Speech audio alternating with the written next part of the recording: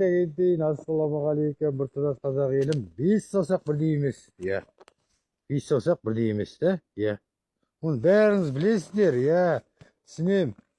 Енді кейде жарнама айтып кетемін. Мына басында бастаймын да жарнама. Әжетхананы айттым, суды айттым да. Бірақ Атырау облысы Құрманғазы ауданында бізде мына Еділ деген бар. Еділден келеді бізде.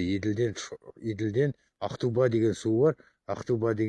Ақтубадан кейін Қиғашқа құяды, Қиғаштан Шора құяды, Шорадан бізге, мен мысалы Тухлиде тұрам, мен мысалы бағана Шүбекеде тұрам, мен мысалы ар жерде тұрам. Сондай жерлерде мысалы мектеп алыс жерлерде жағдай жоқ деген, ондай жоқ Құрманғазы ауданында. Атырау облысы Құрманғазы ауданы мұқтаж жандар өте аз. Сол үшін айтайын деп тұрғаным, ата-аналар балдарыңызды қарадыңыздар ма, ал жақсы тиктокта отыр екен, бірақ андайға бағанағыдай ақшаларын беріп жіберіңіздер. Ананы аласың ғой, мынаны аласың ғой, жерде бар ғой. Енді мен мына блогерге айтатыным, Атыраудан келгенге, біздің Атырау облысы Құрманғазы ауданында олай мектепке келіп ақша беріп, бағанағыдай подарка беріп, сыйлық беріп, олай керегі жоқ деп ойлаймын.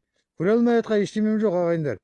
Мен балдар шақырдым мектепке, келіп тиктокта отырғанша шамалы мындай груша соғайық, тағы бірдеме деп те, мысалы оны көрсете берді. Қар күресін мысалы, ал жақсы, бірақ оң қолмен бергенді сол қолын көрмесін дейді атам қазақ. Ал солай келетін болсақ, мысалы, сол үшін айтатыным, мені поделить етіп жіберіңдер, тіркеліп жіберіңдер. Ал мен просто тиктокқа оны сала алмаймын, инстаграмға, фейсбукқа салдым, ютубқа, бірақ тиктокқа сала алмаймын. Тиктокқа салсам, олда бір 200 мың адам бар екен, мені блокқа салып тастайды да. Сол үшін сосын тиктокта тек қана ол емес, вообще жамандап керек емес, негізі адамды бар ғой. Мен жамандап жатқан ештеме жоқ. Мына балаға, құттай балдарға тал бесіктен деп әрбір адам жүрсіздер ғой. Сосын айта кететін Берік деген бір не Якутияға кетіп жатыр. Соны да қосып кетейін. Берік, Ресейді мақтай бермеңіз. Саған астына комментарияға да жаздым, тағы сөз көтере алмай блокқа салып тастарсың. Ресейді мақтай бермеңіз. Атырау облысы Құрманғазы ауданы, Атырау қаласын Қазақстанды деген, Қазақстанды мақтаңыз.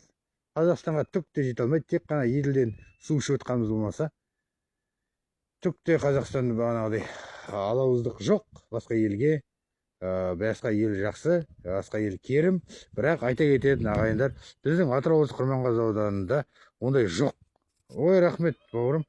Мына фейсбукта отырмын, екінші жаққа қарай фейсбук көрелік сенші. Бізде Маңғыстау, Орал, Атырау және Ақтөбе да мұнайлы өлке. Кеше тиктокта да отырсам, мұнайлы ғой Атырау деп жабысады да мысалы. Бірақ ондай біз байлықта ішінде тұрғанмен біздің адамдар бар, Англияда жұмыс істеп жатқан, Швейцарияда жұмыс істеп жатқан, бірақ Кореяда жұмыс істеп жатқан миллион табады.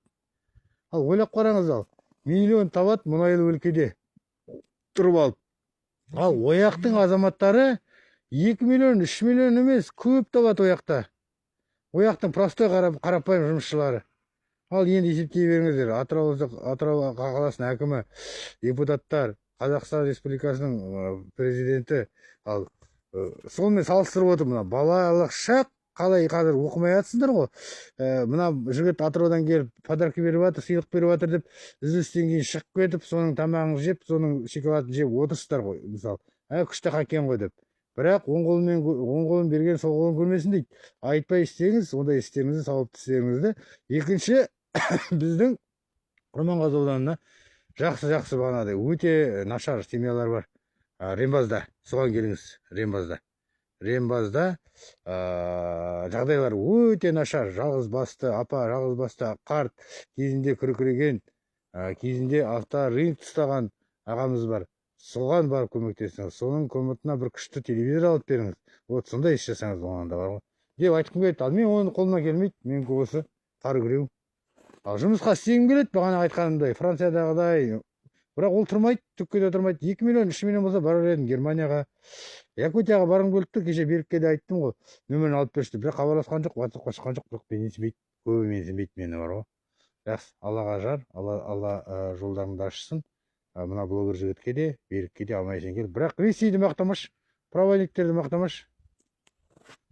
Коля Алексеевич, айтуға оңай. Бәрі реклама ғой соңында. Нөр өз атмыт қылын. Так ағаштан жасалған бұл. Сатып жіберемін ағайынға 17 мың.